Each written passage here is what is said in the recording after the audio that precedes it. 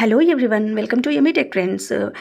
లక్పతి దీదీకి సంబంధించిన గూగుల్ స్ప్రెడ్షీట్లో మేము చాలామంది లోకోస్ కోడ్ వేసామన్నమాట. కానీ హెడ్ ఆఫీస్ నుంచి ఇన్ఫర్మేషన్ వచ్చింది లోకోస్ కోడ్ వేయొద్దని చెప్పేసి. సో మనము సెర్ప్ సైట్లో అఫీషియల్ సైట్లోకి వెళ్ళేసి అక్కడ ఐబీ తీసుకొని అక్కడ నుంచి ఏపీఎం లాగిన్ అయిన తర్వాత టాప్ లెఫ్ట్లో సిబిఓ డాటా పక్కన రిపోర్ట్స్ అని ఉంటుంది కదా, రిపోర్ట్స్ క్లిక్ చేస్తే మనకి 6.2 అక్కడ చూడండి ఎస్హెచ్జి రిపోర్ట్స్ 6.2 ఎస్హెచ్జి రిపోర్ట్స్ అనే ఆప్షన్ తీసుకోవాలి. తీసుకున్న తర్వాత ఇక్కడ మనకు రైట్ సైడ్లో ఇక్కడ ఆప్షన్స్ వస్తాయి.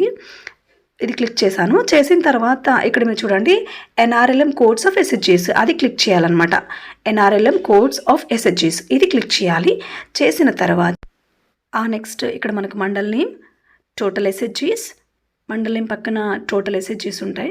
టోటల్ ఎస్హెచ్జీస్ పక్కన ఎన్ఆర్ఎల్ఎం కోడ్ ఎన్ని సంఘాలకి ఉంది, తర్వాత నాట్ హ్యావింగ్ ఎన్ఆర్ఎల్ఎం కోడ్ అనే ఆప్షన్, అలాగే తర్వాత added NRLM code added by APM అనేది ఆప్షన్స్ వస్తాయి అనమాట. అక్కడ మనం మండలి క్లిక్ చేస్తే వివో ఓపెన్ అవుతుంది. వివోలో ఉన్న సేమ్ లైక్ దట్ వివోస్లో ఎన్ని సెచెస్ ఉన్నాయి, తర్వాత ఎన్ఆర్ఎల్ఎం కోడ్ ఎన్నిటికి ఉందని చెప్పేసి ఆ తర్వాత ఎస్హెచ్జీస్ ఓపెన్ చేస్తాము. అండ్ వివో క్లిక్ చేయగానే మనకి ఎస్హెచ్జీస్ ఓపెన్ చేస్తాము. ఎస్హెచ్జీస్ ఓపెన్ చేయగానే కన్సర్న్డ్ మెంబర్స్ అందరూ ఓపెన్ అవుతారు. మెంబర్ వారికి స్ట్రైట్గా ఎన్ఆర్ఎల్ఎం కోడ్ అనేది ఉంటుంది. ఎన్ఆర్ఎల్ఎం కోడ్ జనరేట్ అవ్వని వాళ్ళకి నాట్ అప్లికబుల్ అని కనిపిస్తుంది. సో ఈ ఇన్ఫర్మేషన్ మనము లక్పతి దీదీ ఐడెంటిఫికేషన్ గూగుల్ స్ప్రెడ్షీట్లో ఎంటర్ చేయాలన్నమాట. ఇది యాక్చువల్గా ఎన్ఆర్ఎల్ఎం కోడ్కి సంబంధించిన ఇన్ఫర్మేషన్. సో ఈ ఇన్ఫర్మేషన్ మీ అందరికీ యూజ్ అయిందని అనుకుంటున్నాను. ఒకవేళ మీకు నచ్చితే తప్పకుండా ఈ ఛానల్ని సబ్స్క్రైబ్ చేసుకోండి. ఎమీ టెక్ ట్రెండ్స్ ఛానల్ని తప్పకుండా సబ్స్క్రైబ్ చేసి షేర్ చేయండి. Thank you for watching. Thank you so much.